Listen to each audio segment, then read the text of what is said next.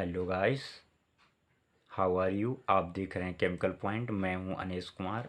आज हम लोग इस वीडियो में क्लास 9 साइंस बायोलॉजी के यूनिट ऑफ लाइफ चैप्टर के सबसे महत्वपूर्ण कोशिकांग केंद्रक के बारे में चर्चा करेंगे और हम ये जानेंगे केंद्रक क्या होता है और केंद्रक के कितने पार्ट होते हैं और केंद्रक का स्ट्रक्चर किस प्रकार से होता है और केंद्रक का कार्य क्या होता है। जैसा कि आप जानते हैं कि कोशिकाएं दो प्रकार की होती हैं, एक होता है प्रोकार्योट कोशिका, दूसरा होता है यूकार्योट कोशिका। तो प्रोकार्योटिक कोशिकाओं में वेल डेवलप्ड केंद्रक नहीं पाया जाता है, यूकार्योटिक कोशिकाओं में वेल डेवलप्ड केंद्रक पाया जाता है। तो ये कुल मिलाकर कहने का मतलब ये है कि जो केंद्रक होता है वो यूकार्योटिक कोशिकाओं में प्रेजेंट होता है। कहाँ होता है? यूकार्योटिक कोशिकाओं में प्रेजेंट होता है। अगर हम केंद्रक की बात करें तो ये लगभग सेंटर में पाया जाता है जितनी भी यूकार्योटिक होती हैं।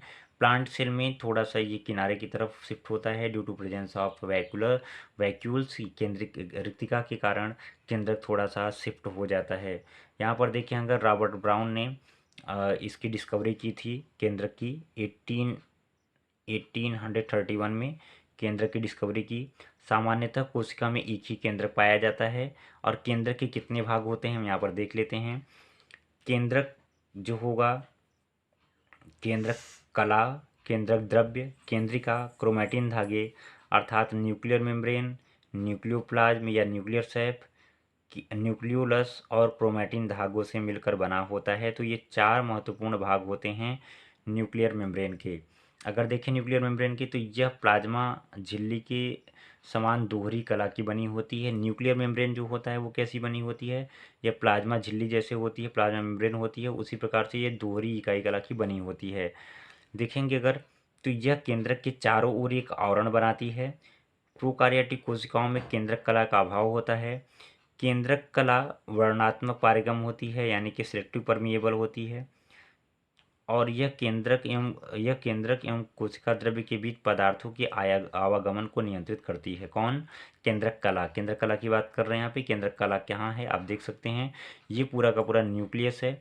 इस न्यूक्लियस में आपको ये जो डबल मेम्ब्रेन स्ट्रक्चर दिख रहा है आउटसाइड में, इसी को हम लोग बोलते हैं क्या? केंद्रक कला। क्या बोलते हैं? केंद्रक कला या न्यूक्लियर मेम्ब्रेन बोलते हैं। इसकी कला में अनेक छिद्र पाए जाते हैं। इन छिद्रों द्वारा केंद्रक द्रव्य एवं कोशिका द्रव्य में संबंध स्थापित होता है। मतलब इसके बीच बीच में क्या पाए जाते हैं? ये पोर पाए जाते हैं। आप देख सकते हैं यहाँ पर ये छोटे छोटे केंद्र की छिद्र हैं। इसी के द्वारा ये पूरा, इसके आउटसाइड में क्या होगा? इसके आउटसाइड में साइटोप्लाज्म होगा। साइटोप्लाज्म से और इसके केंद्रक द्रव्य से कांटेक्ट इसी छिद्र के द्वारा बना होता है। आप देख सकते हैं कि इन छिद्रों द्वारा क्या होता है? केंद्रक द्रव्य और कोशिका द्रव्य में संबंध स्थापित होता है। अगर हम दूसरी की बात करें, अगले जो इसका पार्ट है न्यूक्लियोप्लाज्म का, तो न्यूक्लियोप्लाज्म कहाँ होगा? ध्यान दीजिएगा।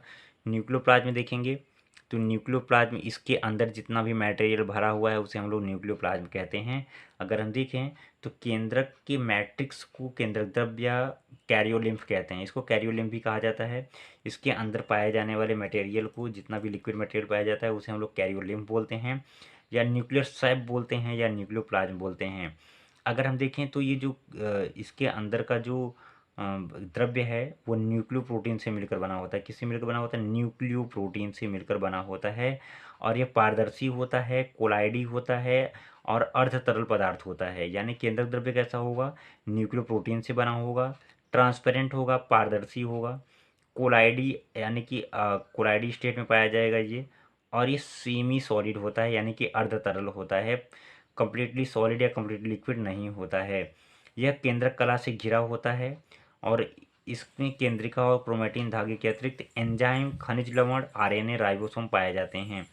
देखिए इसके अंदर क्या क्या पाया जाएगा इस न्यूक्लियोप्लाज्म के अंदर। इसके अंदर एक केंद्रिका होगी, छोटी सी क्या होगी?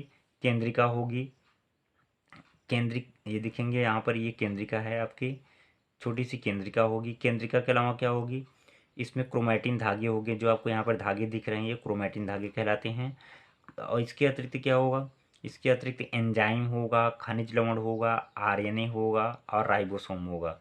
ये सभी संरचनाएं कहाँ पाई जाती हैं? केंद्रक द्रव्य के अंदर पाई जाती हैं। थोड़ा सा इस केंद्रिका के बारे में बात करते हैं, ये भी इम्पोर्टेंट होता है। न्यूक्लियोलस आप देख रहे हैं, यहाँ पर छोटी संरचनाएं होती हैं। जो यहाँ पर एक छोटी संरचना होती है, इसे हम लोग न्यूक्लियस कहते हैं। केंद्रिका की खोज जो है सर्वप्रथम किसने की थी? फोंटाना ने की थी। किसने की थी? फोंटाना ने 1781 में इसकी खोज की थी। और बोमैन ने इसको न्यूक्लियोलस कहा। नाम किसने दिया? केंद्रिका का नाम किसने दिया? न्यूक्लियोलस जिसे कहा जाता है वो दिया बोमैन ने। किसने दिया? बोमैन ने। तो यहाँ पर हम देख सकते हैं कि बोमैन ने इसका नाम दिया। किसका? बोमैन ने नाम दिया न्यूक्लियोलस का। तो यहाँ पर हम देखें तो न्यूक्लियोलस केंद्रिका की डिस्कवरी किसने की? केंद्रिका डिस्कवरी की फोंटाना ने।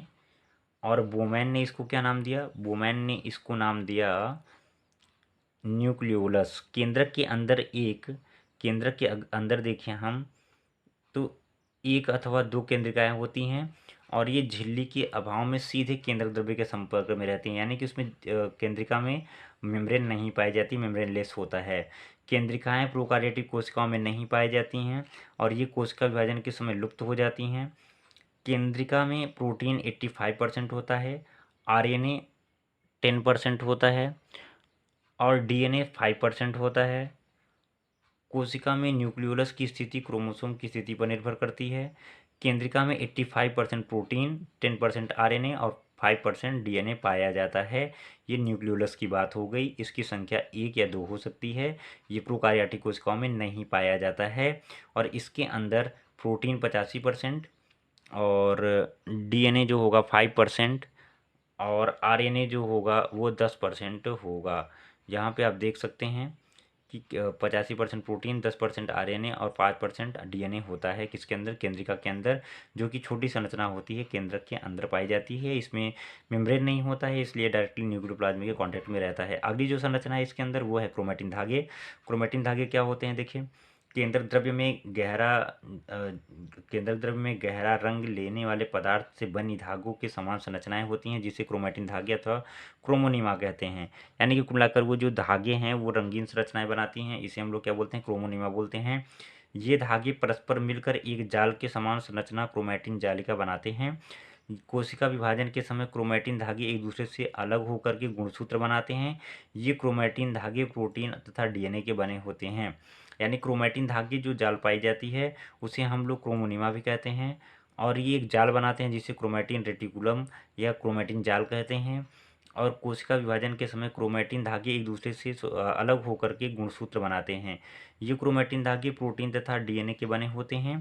किसके बने होते हैं? प्रोटीन और डीएनए के बने होते हैं, जिसे हम लोग आगे गुणसूत्र में जब इसे पढ़ेंगे तो हमें क्लियर होगा। तो यहाँ पर अगर हम देखें इसका कार्य क्या है, केंद्रक का कार्य क्या है, तो केंद्रक का कार्य आप देख सकते हैं।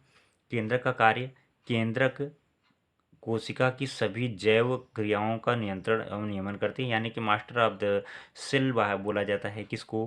केंद्रक को। केंद्रक ही कोशिका के सभी जैव क्रियाओं का नियंत्रण करती है, यानी कि जितनी भी जैविक क्रियाएं होती हैं उनका नियंत्रण, उनका कंट्रोलिंग कौन करता है? केंद्रक करता है।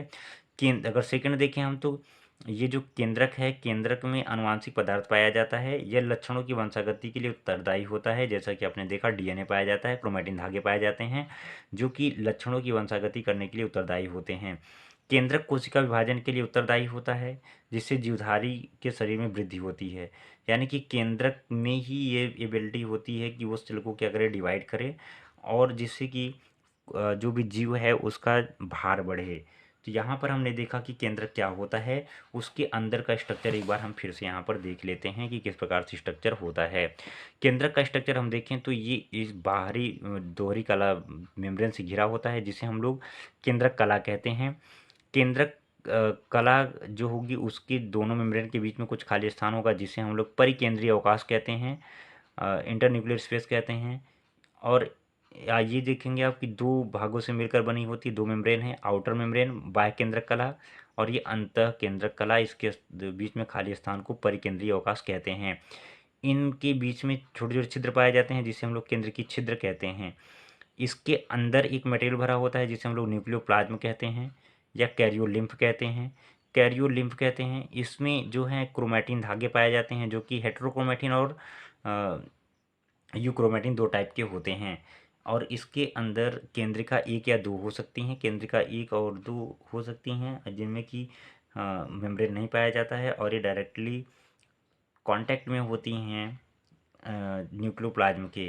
तो यहाँ पर हमने देखा कि ये किस प्रकार से स्ट्रक्चर होता है केंद्रक का कार्य क्या होता है। केंद्रक सभी जैव क्रियाओं का नियंत्रण करती है और जो आनुवंशिक पदार्थ होता है केंद्रक के अंदर, वो लक्षणों की वंशागति के लिए उत्तरदायी होता है। कोशिका विभाजन के लिए उत्तरदायी होता है, जिससे कि शरीर में क्या होती है, वृद्धि होती है। शरीर में क्या होती है, वृद्धि होती है। तो आज हमने यहाँ पर देखा कि केंद्रक क्या होता है और ये कहाँ पाया जाता है, उसका कार्य क्या होता है, इसका स्ट्रक्चर किस प्रकार से होता है। तो केंद्रक के बारे में हमको बहुत जानकारी मिल गई। इसमें केंद्रक के अंदर 85% जो है केंद्रिका के अंदर 85% क्या होगा, प्रोटीन होगी, 10% आरएनए होगा और 5% डीएनए होगा। और बाकी क्रोमैटिन धागे ढेर सारी मात्रा में पाए जाते हैं, जो कि कलर्ड बॉडी होते हैं।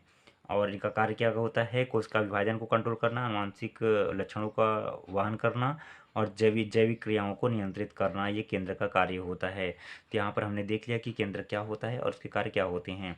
तो नेक्स्ट वीडियो में हम लोग नेक्स्ट कोशिकांग के साथ में मिलेंगे। तब तक के लिए थैंक यू, टेक केयर।